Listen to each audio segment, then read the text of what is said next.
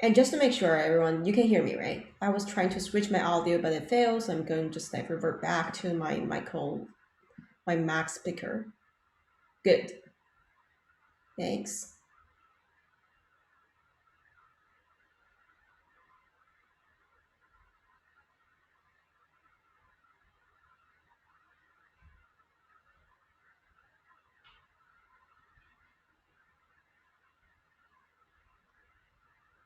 All right. 2 minute social convention has been finished. Now we can kick off. So, good evening, everyone. Welcome back to the class. As you see, that Adam is here as well today because the first thing that we're going to do is to talk about our new assignment. This assignment, it will be really, actually, if you look at the course website right now, it's already available. It's just like the grade scope gonna probably be up in a couple of hours, but it will be today for sure. So let me just click the website and then go through the assignment with you together. And meanwhile, if you have any questions, feel free to ask me and Adam. And also, all credits goes to Adam. Adam created this fantastic key signing party assignment, which I really, really love.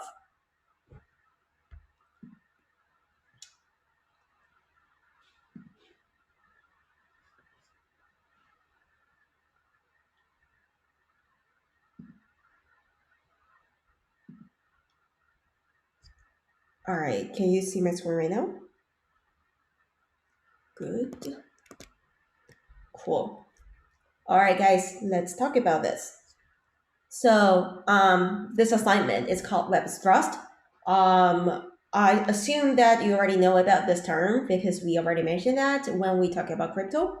So, this assignment is just like, let's just put this from textbook to actual practice.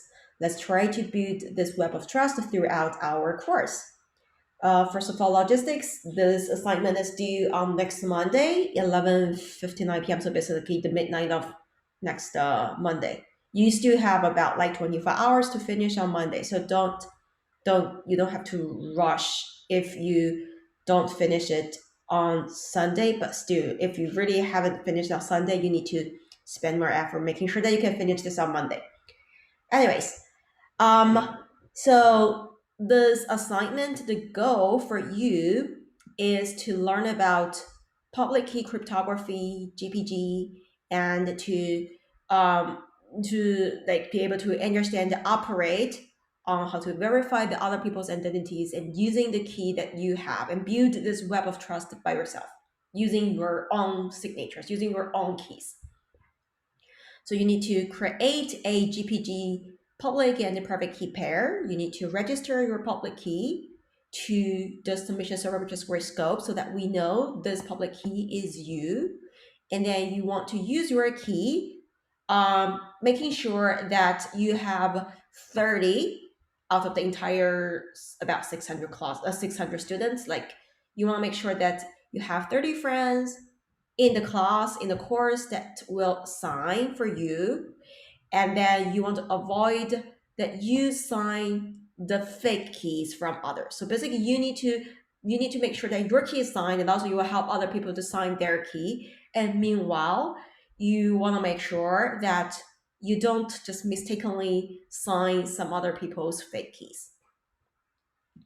All right. So Adam has this very good, very detailed description of what you need to do. And basically, if you just follow those instructions, you should be able to know what to do it. Although there are some snippets or some details that you need to figure out by yourself, but you can just like Google it if you don't understand them. And of course, you can just ask us on Piazza. So the first step is to generate a GPG key. And before that, let me just go through the chat very quick. Yes, it's 30.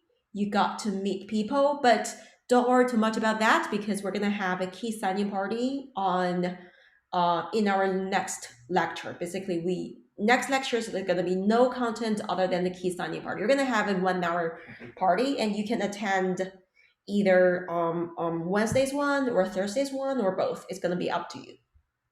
So don't worry about that. You have a decent amount of time. and also says that the assignment, this is assignment 3, so I'm sorry, so this is a typo over here. I'm going to correct that later. So this assignment, no matter it's 3 or 4, I'm so bad at pointers, whatever index, but like this assignment is due March 3rd, so it's due for next week. Pizza party, probably not, because we cannot deliver pizza to you, but you can just order pizza for yourself. And let me see. We can hear you, Adam. All right, good catch. My speaker on right. Can you guys hear me? No? Yes? Okay. Oh, I see. So I cannot hear Adam, but you guys can hear me.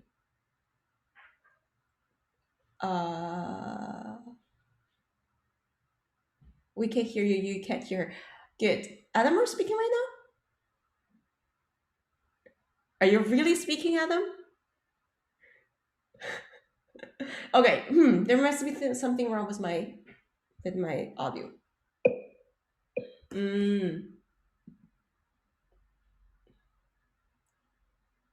What's wrong with it? What's wrong with it?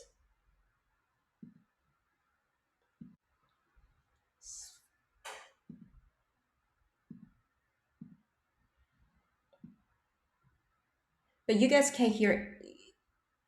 So everyone but me can hear Adam, right? Oh, damn it. All right. This is the first time we come up with this audio issue. No.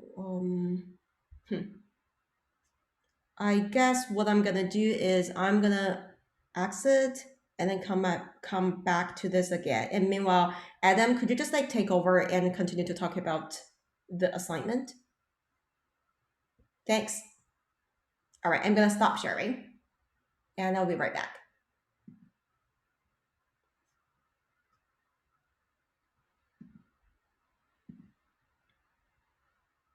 Okay, we have to, yeah, I was just gonna say, did Tiffany just join? Okay, cloud recording is going on, good. Yes, I'm here now. I can hear Okay, Adam. cool. Thanks, Tiff. Can you hear me? Yes. Oh, yay, there we go. Okay, Okay, yeah, you missed my great jokes earlier, so you know, I'm happy that now you can. Wait, it's not online right now? It should be already. Okay, yeah, you should check sharing on your side. Let me get the chat. Okay, cool. All right, okay, yeah, so going off of where Tiffany left off, so the goal, and this is, you know, part of the assignment is learning how to use GPG to do to generate a public key and its corresponding private key, and to be able to sign other people's keys, which is a sign that you've verified their identity. And this is all something that's part of what you've been learning kind of theoretically as part of the crypto, and now we're gonna actually put it into practice. But the key thing about this is not just a key signing assignment. So the goal is we're not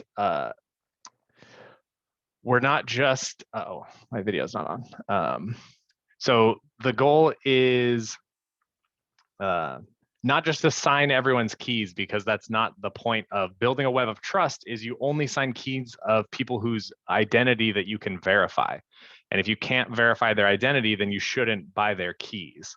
And so this is why what we're going to do is ensure that this is the case. So what we've done is the system, and this is why we have we have one, let's see, it's down here. So we have a course, let's see, it's not gonna just show me it. Nope, it will not, okay. So you click on this link, you can download the course's public key, and it has this specific fingerprint. So the way the game works as this assignment is only keys that have been signed by this are part of the course's key. People could make fake keys that don't have this fingerprint, and if they do that, then do not sign them. That is not a valid key that you want to sign as part of the assignment. But how do you get this signature on your key? So basically everything is, is going to come down to that. So what you have to do is generate your own GPG key. And the key is that the name on that key must match exactly with what we have as your name on the course roster. And the grade scope will not sign your key with the course's public key unless it's actually the exact same. So if there's a problem or you don't know exactly what it is, make a private Piazza post and we can look it up and let you know in case it's anything weird. So this way, everyone after this first step will have a key that is their exact, that is their name and has been verified by the course server. Now, because of that, we won't be signing multiple keys. You can't have multiple keys floating around. So this really important thing is that you must back up your key pair. So whatever software you're using to run GPG, there's a lot of options, and feel free to share with people on Piazza when you found stuff.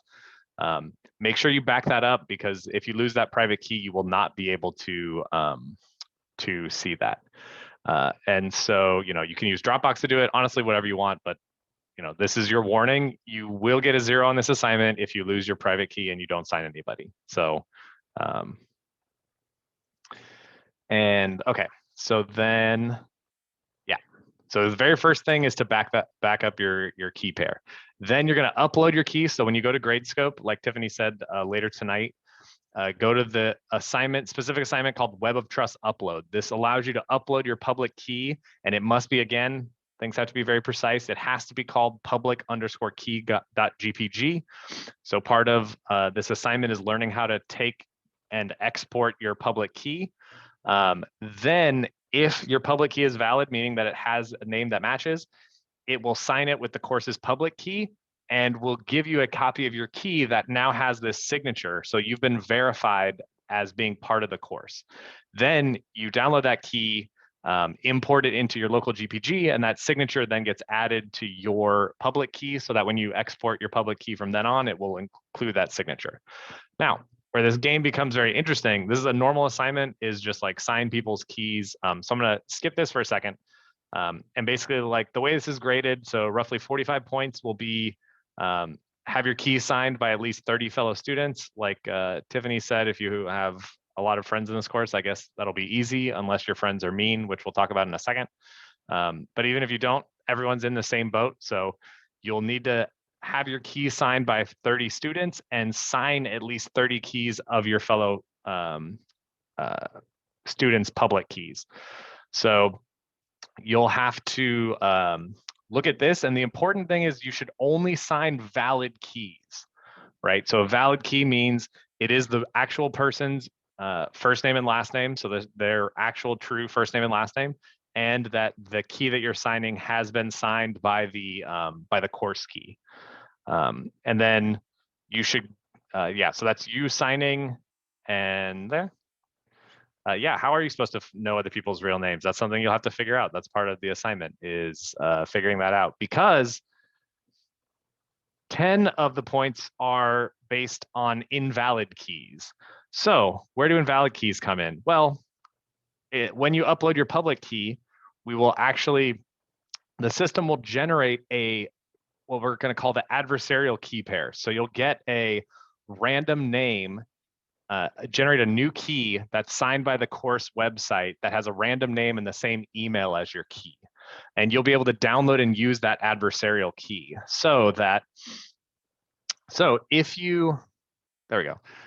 if you trick people to sign your adversarial key, then you'll earn extra credit. So this is an opportunity to earn extra credit by tricking other people to signing your adversarial key. And on the flip side, so the goal is to not, so the whole goal is trying to verify people's identities. So the goal is to not sign invalid keys.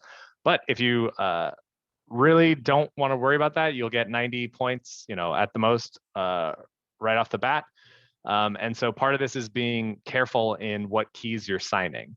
And this is the core of the only way that the Web of Trust works, is if keys are signed only when the identity is validated. If you don't have that, then the whole system really just falls apart. Okay, so the way this breaks down, if you don't sign any invalid keys that are not your own, you'll receive 10 points. Pretty simple, right? If you never get tricked, you don't lose any points.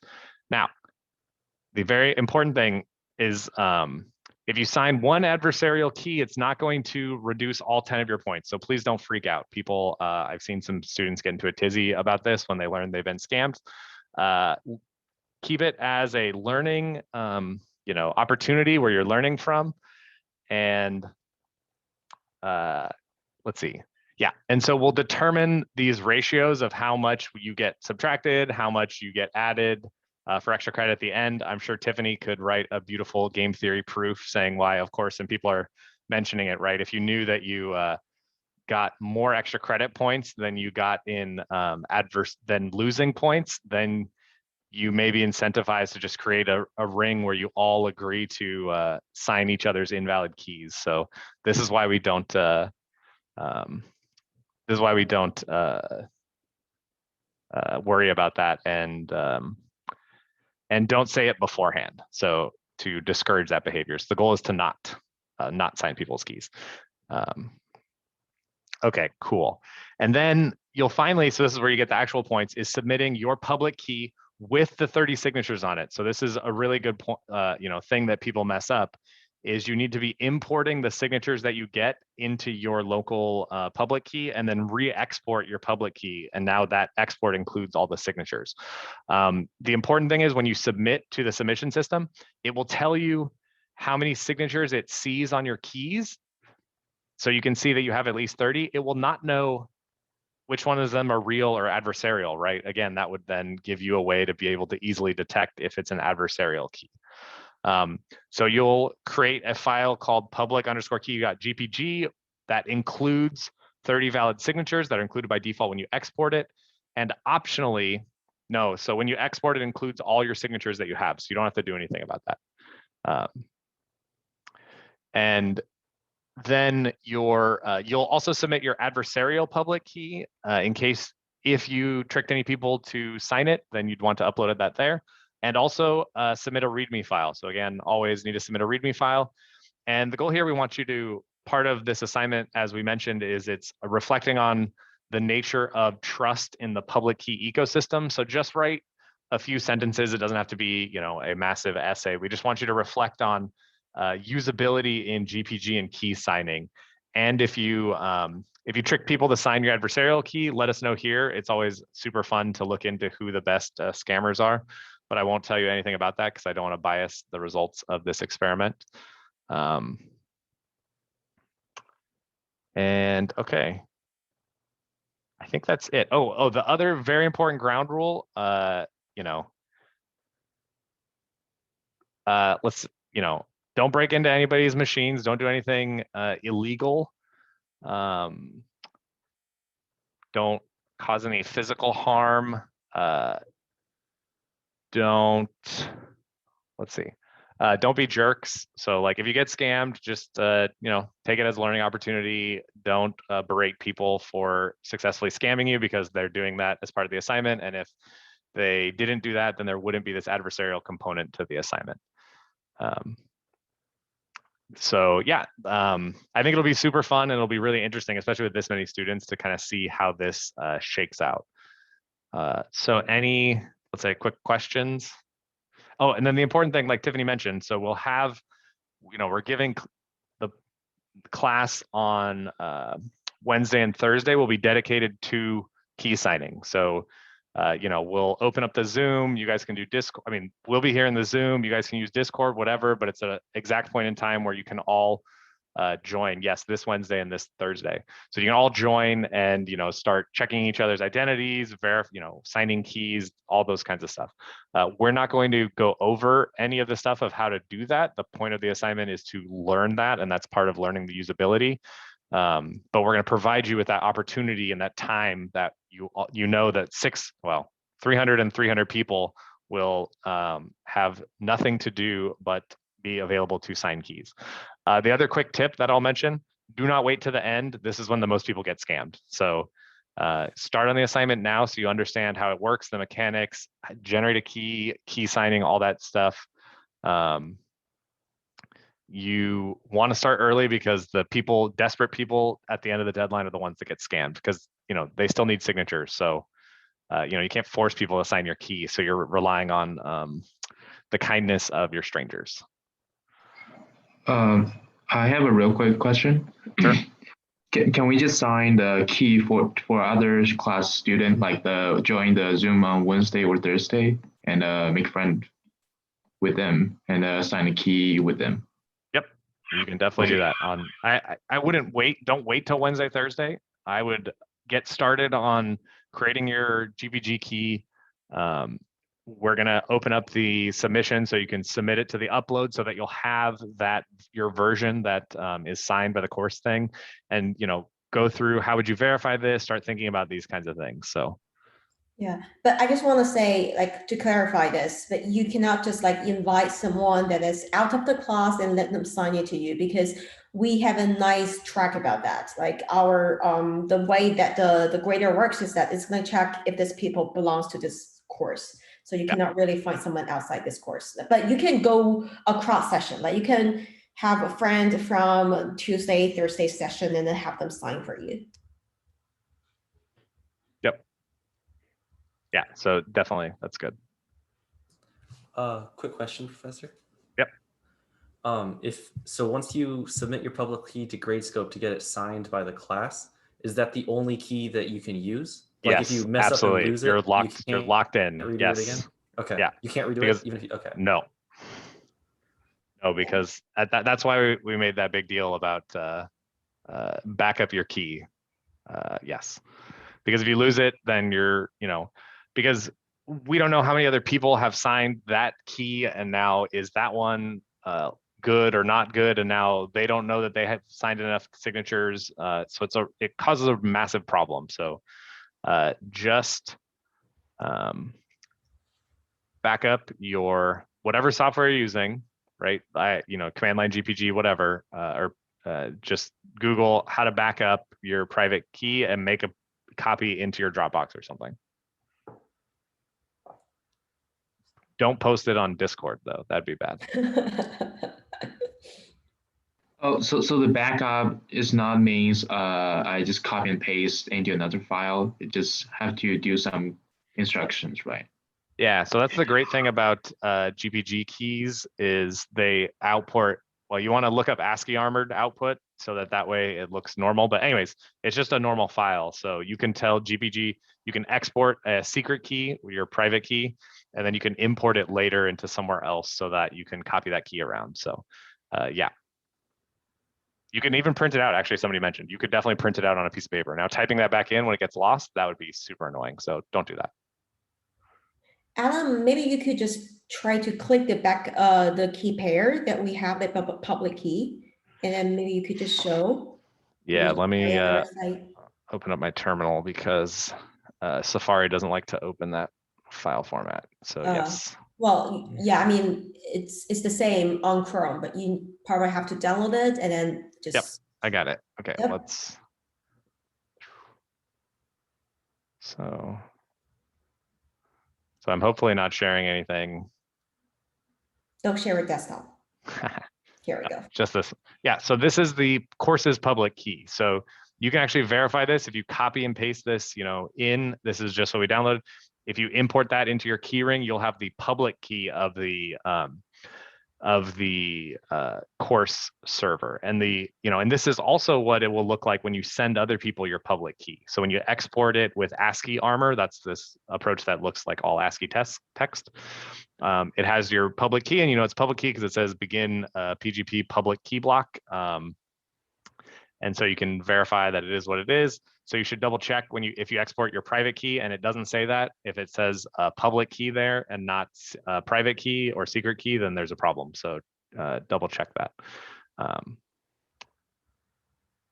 So yeah, anyways, this should be usually a very fun assignment for people. And on the plus side, you'll get to know your classmates better. So this is the key that we have to back up, right? And we actually can.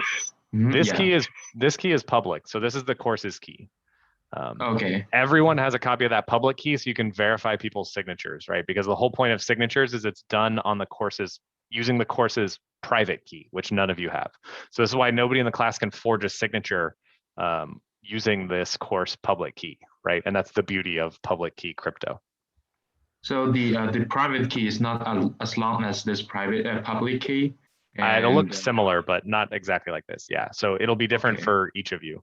But like I have, I have my public key or private key that I've, created for this. And so I've exported that to a file. So I have a backup of it and everything. Okay. So we just make sure that we can just copy and paste into another file, right? Into the paper file. Yeah. Okay. That's. Yeah. So yeah, just Google for whatever software you're using, export or backup private key. Okay. Cool. All right. Good luck. Thanks, Adam. All right. I'll take off. I'll see you guys in a bit. See ya. All right, I'm gonna share my screen with everyone and let's continue talking about our course content.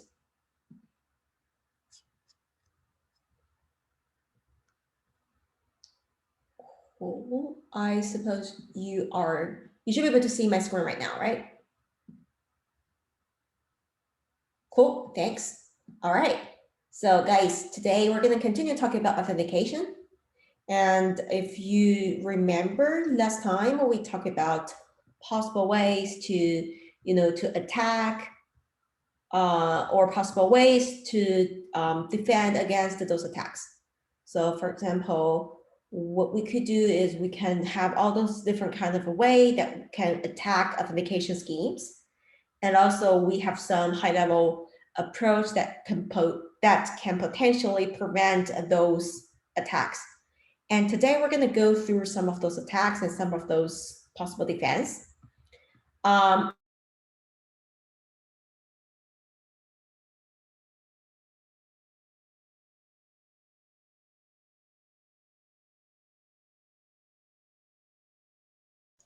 think your mic got muted or you got dropped, one or the other.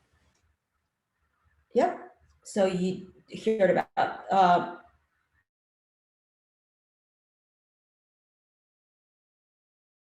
I said that you can, there's some legacy. What about now? Let me just stop my video. Probably there's some network stuff on my end. Is it better now? Yeah, we can hear you now. Okay, cool, thank you. All right, so let's continue talking about dictionary attack. So dictionary attack, it's very, the idea is very easy. Basically, you just want to generate attack for all password-based authentication. So you try to iterate all different kinds of, password, which just we call it like those passwords in the dictionary, and then you try to compute the F of this particular word.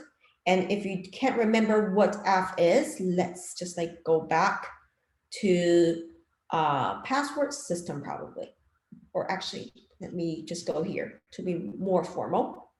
So F is the complementary functions that will map from the authentication information to complementary information. And to be more specific, for a Unix encrypted password system, F is the function crypt.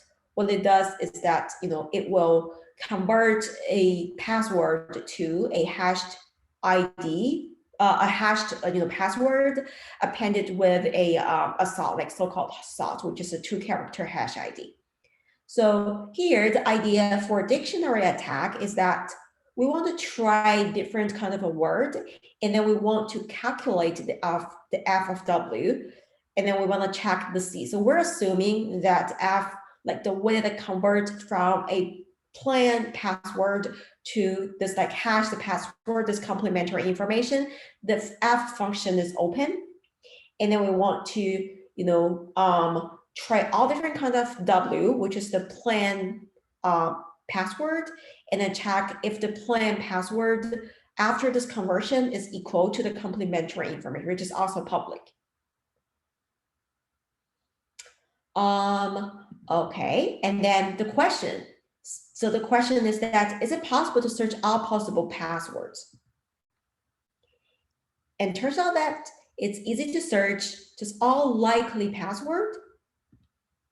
And for example, for dictionary attack, there's an online version, such as the F at C. You can just repeatedly try out different kind of guesses. And actually, you can check this, call it project, or it's a tool. It's called John the Ripper Password Cracker. Basically, it has a dictionary. It has a dictionary composing of all those kind of like common passwords. And then you can just use this as a dictionary to try to enumerate and then try all different passwords to see which one's the right one. All right, and besides that, there is an online version of dictionary attack. And what it does is it has a successful functions and then try to guesses online.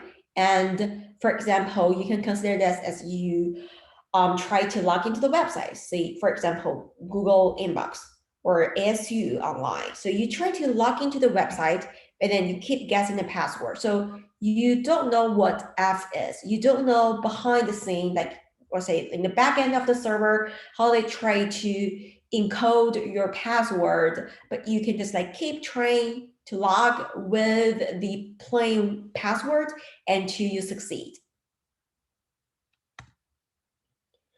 And now let's talk about what are the possible ways that we can defend against such kind of dictionary attack. Can you guys come up with any interesting idea? Dual, yes. 2FA, right? That's a good idea. That is a very practical one. We use that a lot. Biometric, okay, so those are also true. Very long passphrase, that's also true. That's another way to look at that, right? Like, so you want to have a strong password so that dictionary attack will not be able to crack that. And then like dual or 2FA biometrics, there's just like a second step that can prove that if you are true you.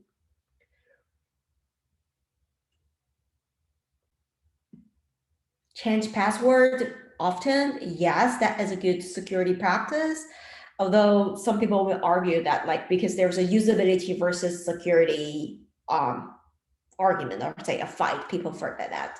I'm not sure for you guys, but like as an ASU employee, we're required to change password. I think it's in 3 months or half a year. I forgot about that, but like we are forced to change our password after a certain period. Use different password in different places. That's definitely true. So you want to make sure that you have different passwords so that even though one place is got compromised, it will not affect other places.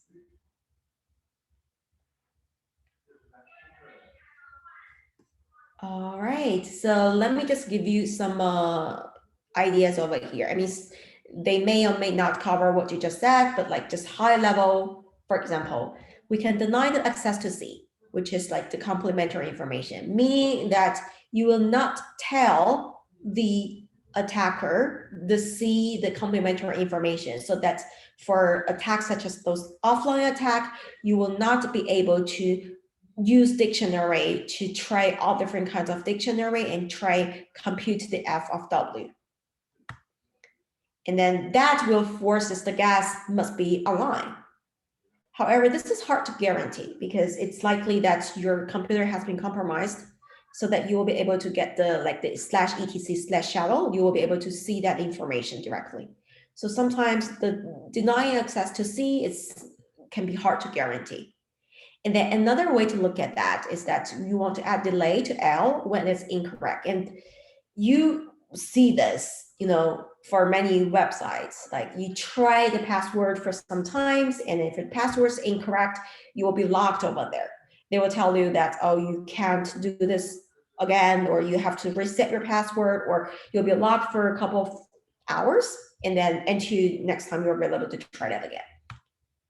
And another way to look at that is, you increase the time to compute F of A. So basically, when you convert from plain text password to, to the complementary information, you want to increase the cost such that there's going to be more expensive for someone to do an offline attack. And we will talk about that later on, like a very like a practical defense approach, which is called slow hash. And I said this is like using a different hashing function, which tends to be slow or memory intensive. All right, and another way that we can attack is to use rainbow tables. Have any one of you heard about rainbow tables? I remember in one of our previous sessions, one of you guys mentioned about rainbow tables. So I forgot which session it is, but like maybe it's this session. If so, just let me know. Yep. Oh, cool. We also have many of you guys heard about rainbow tables before. That's good. So rainbow tables, actually, it's very similar to dictionary attack, but it's a little different because it has a nice trade-off between the time to track and the space required. Basically, rainbow tables is a table that has been pre-computed before, and also it pre-computes the size for some of the key space. Basically, when you want to try all different kinds of keys, when you want to try all different kinds of like plain pass, think about Unix encrypted password system. You don't want to try everything like every time that you guess, but instead you want to have a table first, which is pre-computed before and maybe already pre-computed for passwords within the size of 6 bytes or within the size of 8 bytes, some amount of bytes over there. You already have this hash table. So that now what we're gonna do is every time you know a complementary information, a C, you just look at this table, find the correct password. And as just as a information, just for your information, for example, if we're gonna have a rainbow table for MD5 with 1 to 8 character, also their like characters are alphabetic, alphanumeric characters. The rainbow table is about 127 gigabytes. So it's like it's reasonable, not too big, but also not too small. However, the issue for rainbow tables is that as we increase the number of characters, the space just goes exponentially, because the more characters that they add in, the more combinations over there, and that grows exponentially. For example, if we just like increase those characters by 1 more byte, which is 1 more character, it will just increase from 127 gigabytes to 690 gigabytes. So you see it have a huge jump just going from 8 character or less to 9 character or less. All right. I saw some questions from chat. So asking like, what about salts, right? Does salt defeat rainbow tables? And the answer is yes. And this is exactly that I'm going to talk about next, which is salt.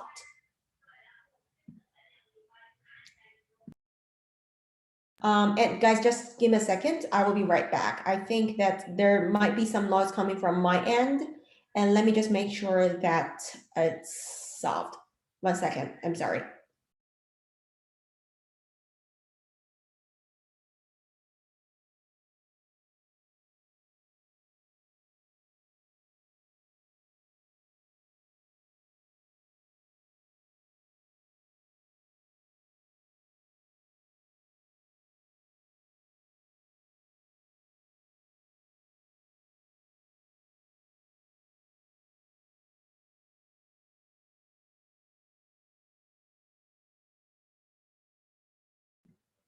All right, guys, I'm back. Sorry. And let me know, guys, if you still hear some noise, just let me know. All right, so in terms of salt, what it does is that if you remember last time we talked about Unix password system, we said that, actually, let me just go back to that because it's gonna be easy for me, but just in case you forget about that. So in terms of complementary information, so you see that we have this 11 character hash with 2 character hash ID in front of it. And usually this is the so-called salt. Like it is a random character putting on top of the hashed plain text password. And the reason why SALT exists is that, it want to help you prevent against attacks such as rainbow tables attack, because adding this random value in front of this hashed function will actually make it more, it's gonna make it hard for you to prepare for the rainbow tables, because what you have to do is for each plain text, you have to try all different kind of possible values, random values, and then you hash them. So I'm going to talk about two different kinds of salts. So one is the old way that the salt is put, and the other is the modern way that the salt is put. So like originally the old way is that the salt is converted into a 2-character string and is stored in this password file along with the encrypted password. So that is back then to the time that the encrypted password is still stored and shown in etc/password. And guys, if you still remember this last time when we look at this file in a Linux operating system, right now it no longer shows this encrypted password with the salt over there, and instead it goes to another file called /etc/shallow, and that one is read only for root. So it's not that everyone has the access to the complementary information unless you have the sudo access. But however, salt is kind of like public, like that is back to the time that those information along with the encrypted password is stored in /etc/password, so that everyone can has the read access. But still, like even though that is public, each password hash is unique because of the hash. And essentially this is going to create more like difficulties to rainbow tables, because rainbow tables right now, you can't really just like look at the complementary information and find the password. It has to take into account salt, which makes it more iterable. All right, and then let's talk about modern crypt.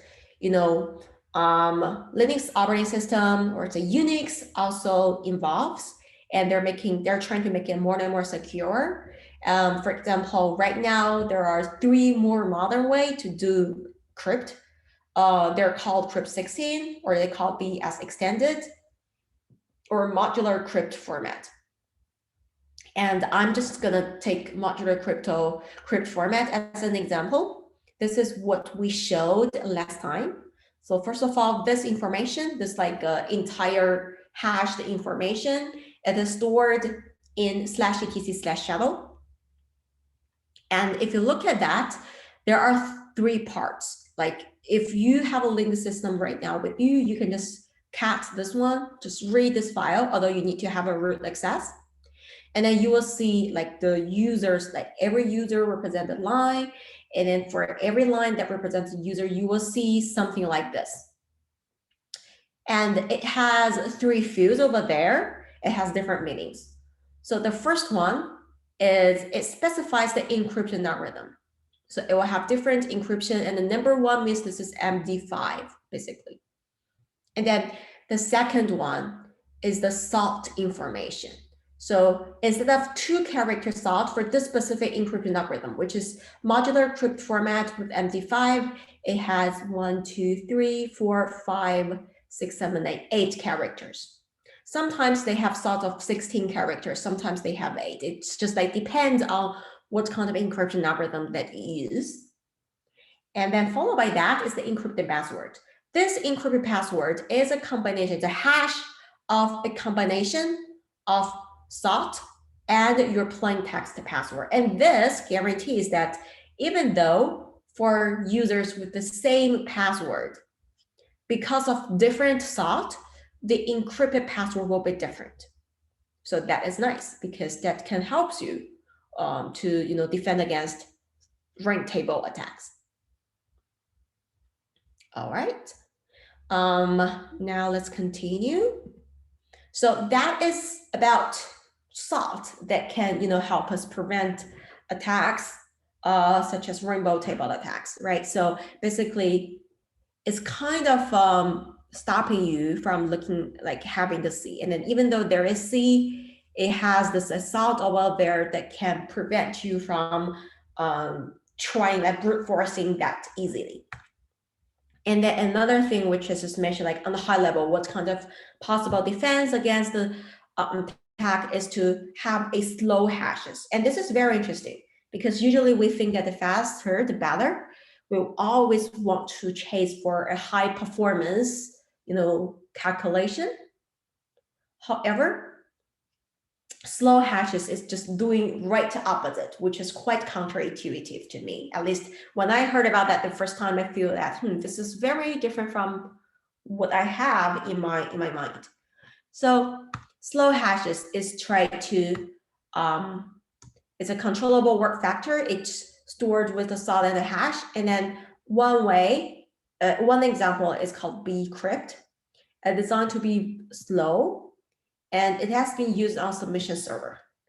And also, usually it takes about 300 milliseconds on server. So that means that if someone's going to do an online attack, meaning that just like try to log in again, then this can be very slow, which will stop them from try all different kind of like possible possible plain text password, so that they can log in a reasonable amount of time. And also another example is script. And the way that it works is that it's not gonna take too long, but it's gonna take a lot of memory.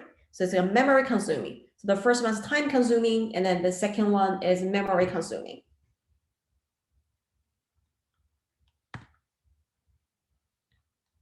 All right. By the way, I saw many interesting sharing and comments on the chat. This is also very interesting, very good discussion. Cool. Let me just continue.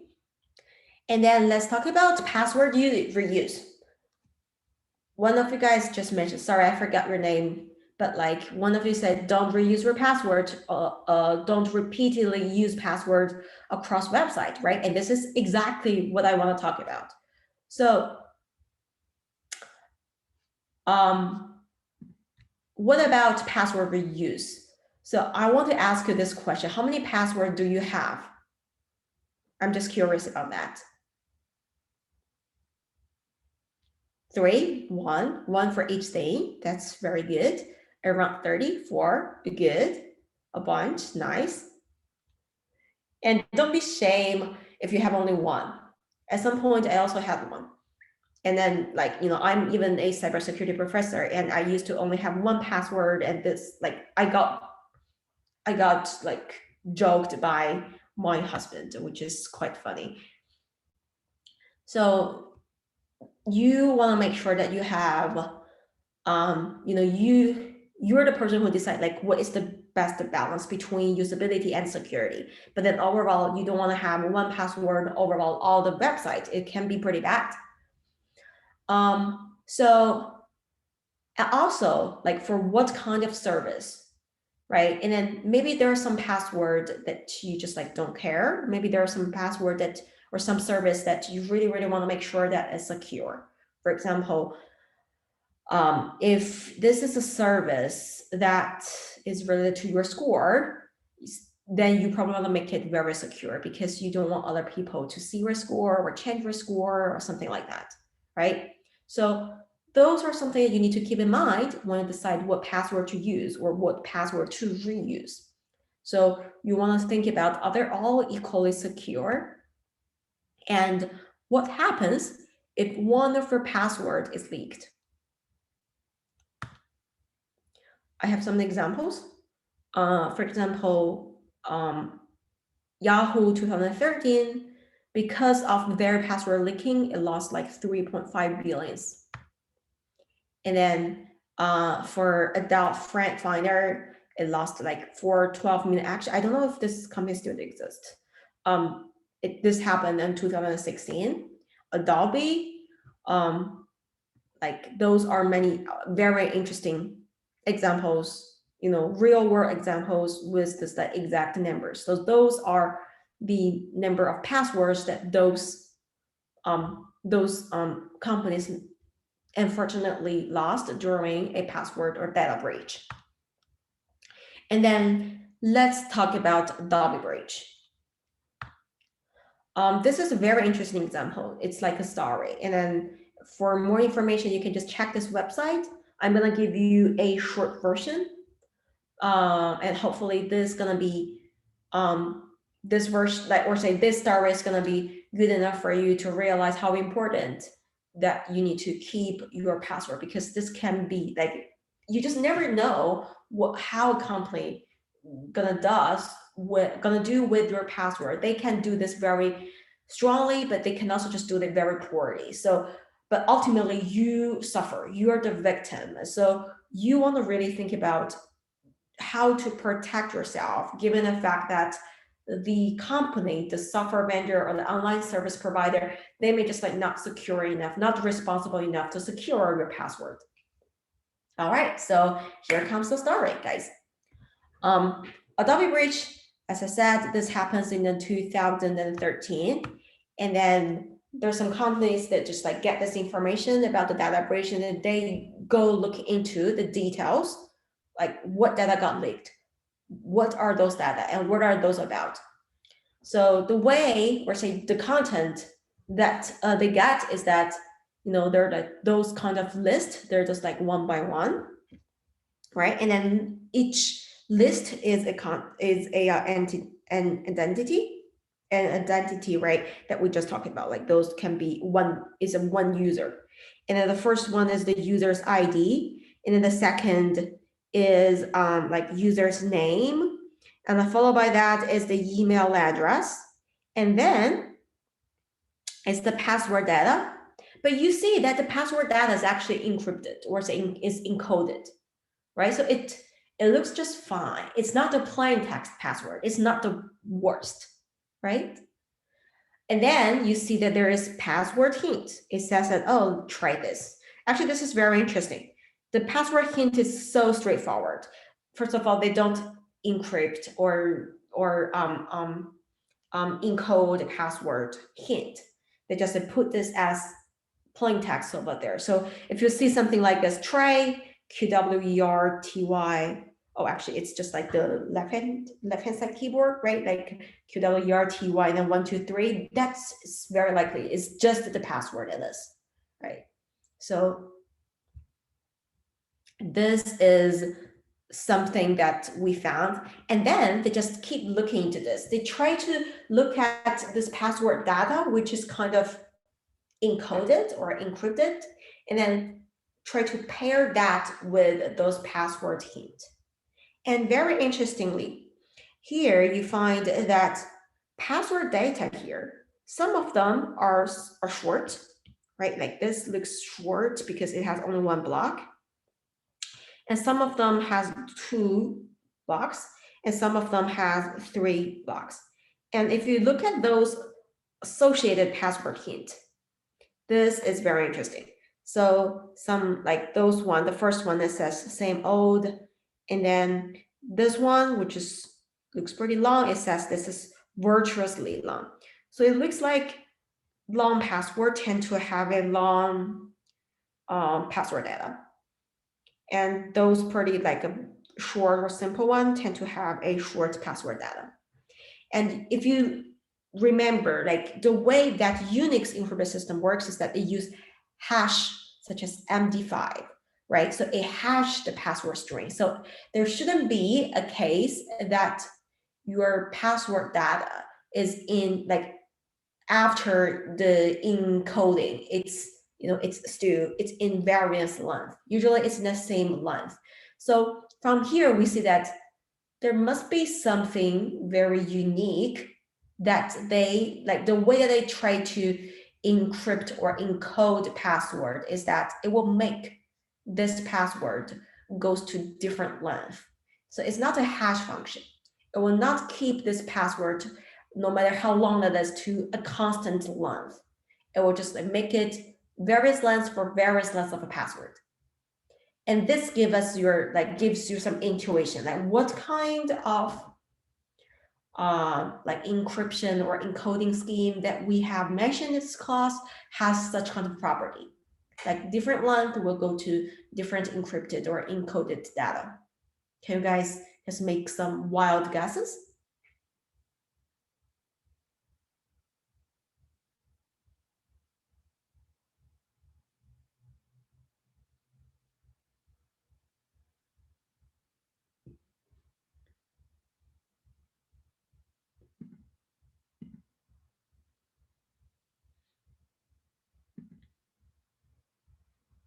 All right, I'm gonna see. Sure. The question is, if you look at this table, password data with associated password hint, you realize that the length of the password is related to the length of this encoded or encrypted password data. So this hints that it's likely that this encoding is not a hash function, because if it's hash like MD5 for passwords with various lengths, it should always just go to constant length. But here you see that it has different, like it has multiple blocks. So the length is different. Then have you, like in our past lectures, what kind of encryption or encoding thing that we have talked about before has this property that for different password, different length, it will have also different length of password data? Right. So Amanda says that like it's maybe nearly, it's like a one-to-one conversion, right? Cipher, yes. And specifically, what kind of cipher? Caesar, I mean, it doesn't look like so, right? Because there are digits over there. Then what kind of coding or say crypto scheme that you can come across has such property? So for example, I think this looks like a block cipher, right? Because it looks like the password has been cut into some blocks such that every block will be encrypted in some way. So this is why if you look at the password data, it has like 1 or 2 or 3 blocks, and every block has the same length. And Eric says that didn't use 3 desks. And yes, actually, this is right. This one, it uses 3 desks. This is very good guess. And you see that even you can guess this out. Like if you look at this, you know some of the basics about encryption, decryption. You can have a sense of, oh, those are the possible crypto systems that they use. They're not using hash, which is something that they did it wrong. So because they use block cipher, and you can just guess, you can kind of try out different kinds of block cipher schemes. And it turns out that this one, it uses 3 desks. And even worse, actually, this one, it uses not only just 3 desks, and also they use ECB. So meaning that they will actually just decrypt same password into the same encrypted key. So if you do a statistics, you will find that actually those passwords with different lengths, they will just go to a different account, and especially most of the data, they have been the password data, like the left-hand side encrypted data is within those specific lengths. And then, more interestingly, if you do a statistics, you will realize that for those 8-byte data value, many of them, they have the same, you see, like they have the same hash, not hash, sorry, they have the same encrypted value, like 1.6%, which is quite a lot comparing to the number of users, right? And if you compare that to this, you find that there are many, passwords that just like people tend to use this repeatedly, just people like to use that, like those very weak passwords such as 1, 2, 3, 4, 5, 6. And actually that's true. If you look at those passwords, especially this first one, the one starting with 110, this is quite funny. This one, right? So if you look at this, and then you look at those password hint, it tells you exactly what it is. It tells you that, oh, this is 1, 2, 3, 4, 5, 6. And this is how they manage to infer those passwords according to the data breach. Even though Adobe is already, try to hide this password. It's just like the way they hide a plain text password is wrong. You should always just use hash. And also like with a reasonable thought, so that there's no way for other people to really infer the password using frequency. All right, so this is a very interesting example. Real world, how to attack a password breach such as Adobe breach.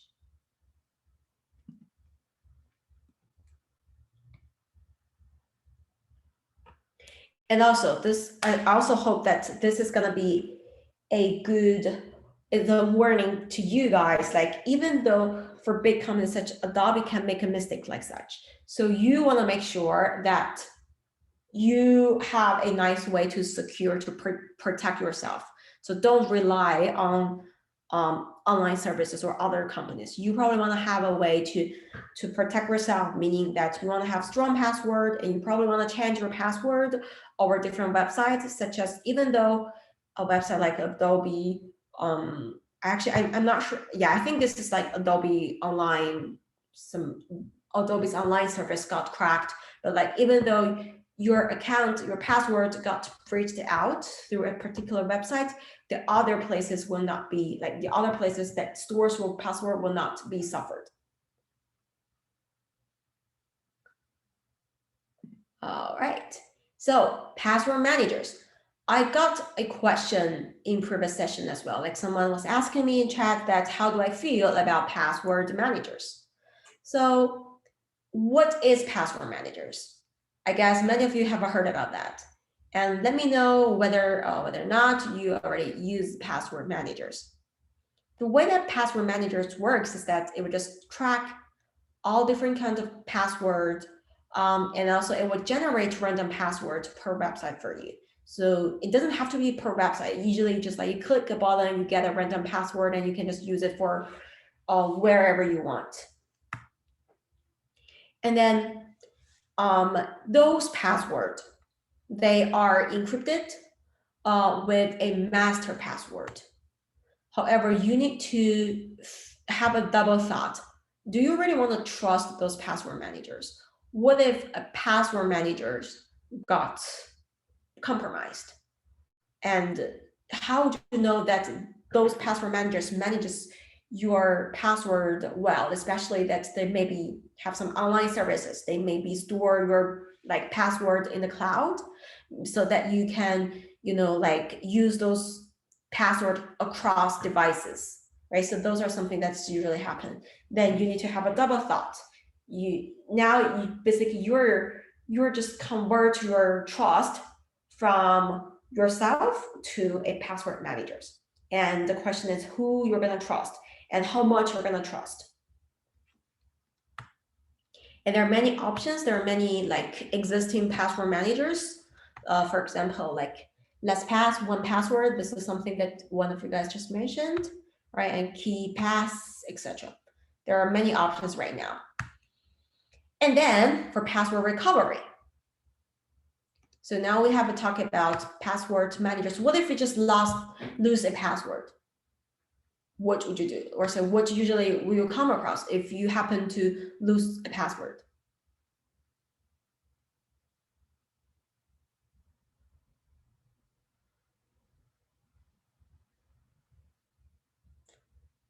So many of you are talking about those existing password managers. Okay, so yes, so some of the websites, they just send you a reset link and then through email, right? And they will ask you to change your password. They ask you to reset your password. They have emails, as you said. Yes, reset. But you will not really just completely log out of the account, right? So usually most of them, they just like send an email to a registered email. But then the question is this secure? What do you think about that?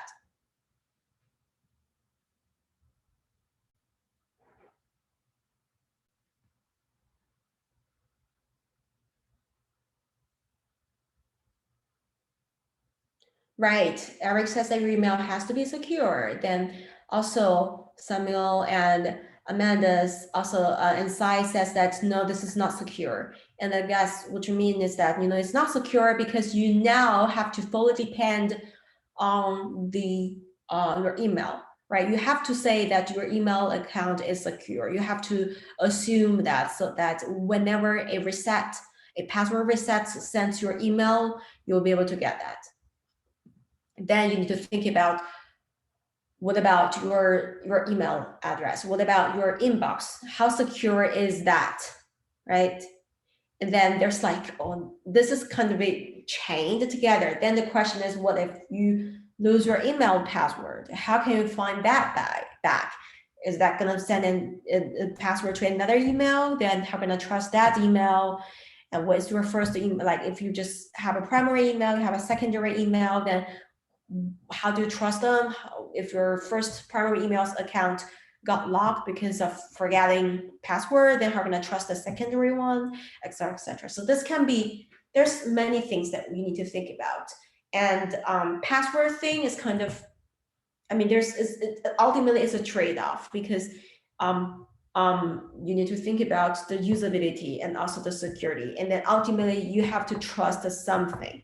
Then what is your bottom line? What is the thing that you want to trust? So this is a question that actually, I would say it's an open research question. No one really has an exact answer. And right now everyone just do this in their own way. And this is also something that I want you to think about, especially that this is very close to your daily life. All right. And one thing that can potentially help is two-factor authentication. Many of you have talked about that, and ASU is also using that. This is dual, right? ASU uses dual. And there are many other things like Google authentication. So on the high level, for two-factor authentication, it does is that you have to have two things to authenticate. So instead of just typing the password, you also need to have some other way to authenticate who you are. Like Google Authenticator or dual security, the way that it works is that it will send you another secret passphrase. And then you want to get that from your cell phone, other devices, which installs Google Authenticator or dual security, right? So you have that. And then that is your second passphrase that you need to submit to the authentication within a certain amount of time, because that passphrase will expire very quickly. So that is based on the assumption that you know the password, and then you have the right device. So you have to satisfy both conditions in order to log into the system successfully. And yes, and then some of them they use SMS.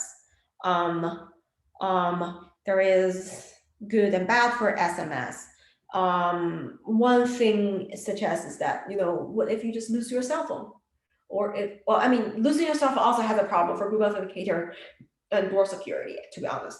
But still, as SMS will be able to suffer, yes, as Adam said, SIM hijacking. So what if someone just hijack your password? Also, I'm not sure about you guys, but for me, a very practical situation is that I usually when I leave numbers, I use my Google number. I don't give people my true number. So for Google numbers, usually the way that I send the message is through Hangout or those things that are still back to the Gmail. So if someone really gets my Gmail account, then he will also be able to get my SMS message, because that goes to Gmail. You can see that from the web portal. So that's also not good. So SMS has its own issue. However, this doesn't mean that Google Authenticator or dual security doesn't have any issue. They still have some issues, just like pro and cons, and you need to well balance that.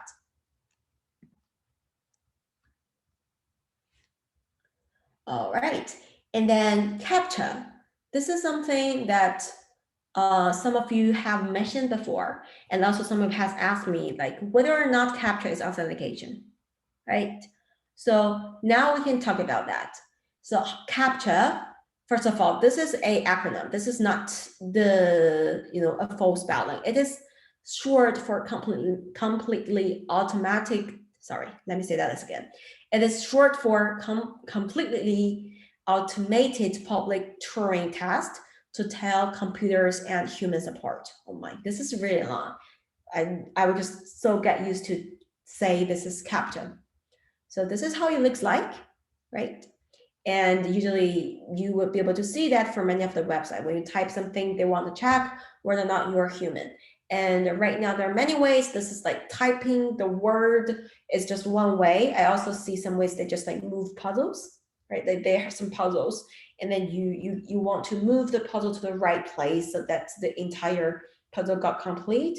Also, there's like Google's I forgot, it's called capture tool to capture thing. Like it gives you 9 pictures and you want to click those that contain some specific objects, such as like traffic lights or buses. So those are also all different ways, but like the ultimate goal is similar, which is to tell whether or not you're computers or humans. And is CAPTCHA authentication? The answer is yes. And then how to break CAPTCHA. So far, it's still going to be hard, as Hunter says, that AI still can't identify buses. That's a very good example. That's a very good question. Unfortunately, not as good as we expected. That's why still like those object detection, they're still being used to completely for CAPTCHA to tell whether you're humans or computers. Oh, and by the way, I know that sometimes the way that I validate that is to check the time that you spent to identify those objects. So if they realize that you can identify, for example, like traffic lights, but the way but you identify it very fast, they will suspect that you are not human because they think that maybe you're just like very powerful computers that can identify objects very quickly. Actually, that's a very interesting thing. Like, it's not always the case that the more correct or the faster the better. Is actually the opposite, because human has delays in identifying things. However, computers usually is faster. All right, and then there are also more additional authentication mechanisms. I'm gonna just go through this very quickly because we're running out of time. So for example, token-based, this is Google 2FA, just the one that I just talked about, right? Like you have 90 pictures that you can click to select this one, the ones that contains particular objects. And for hardware token, there are like, I know some of the ASU staff that still use that, like there is a specific token. It's a hardware that you can get the token, and every time it's gonna be different. And also there's address-based authentication such as VPN. ASU has VPNs, especially if we're going to access the sometimes access the internal server. You're required to use VPN to access those internal data. And also like location-based authentication, like your car key. Sometimes like you cannot unlock your car until you are very close to a car and you have the key with you. Biometrics, this is also something that you guys just mentioned, right? Like fingerprint readers, voice recognition, face recognition, etc. Many interesting things. And then currently open authentication research. There are like things that people keep talking or keep doing research, such as continuous authentication, which is how to continuously verify the user, and also how to replace the password, such as FIDO project. Due to the time, we're not gonna have this time to replay this video, but since you have the slides, you can just click it by yourself and have a quick overview, high-level understanding about what FIDO is. And this video is very short, it's about 2 minutes. So it should be nice enough for you to understand FIDO with a short amount of time. Oh, we live in a technology-enabled world. Let me just skip it. All right. And then more things such as access authentication delegation, such as OAuth 2.0. I don't know if you guys have heard about OAuth before. Let me know. Good. Yes. Adam Bao. I hate to say this, but since you're using this handle. Yep. So OAuth is something that you can, use existing account or existing account with password from reputable websites such as Google or Amazon or Facebook. You can use that to authenticate other other websites. So basically, sometimes you will see that, like, if you're going to log into this website, you can log in through your account of Google, your account of Amazon, etc. And this is about OAuth. And like on the high level, what it wants to do is that it wants you to be able to path authentication throughout a third-party website, but like a reputable website, and then give that website, let that website to authenticate you to access the information of another website. And this is about OAuth. Also, ASU had something like, oh, actually, this is a nice explanation. It's a better explanation. So it's for users to grant websites or applications access to their information on other websites, but without giving them the password. So the other website is reputable websites. Oh, actually, sorry, I missed it. So this is, actually, just give me a second. I think, yeah, okay, grant websites or applications access to their information.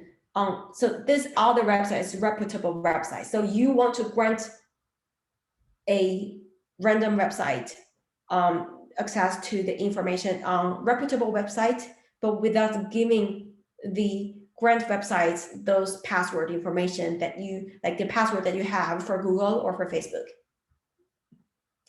And also ASU has that.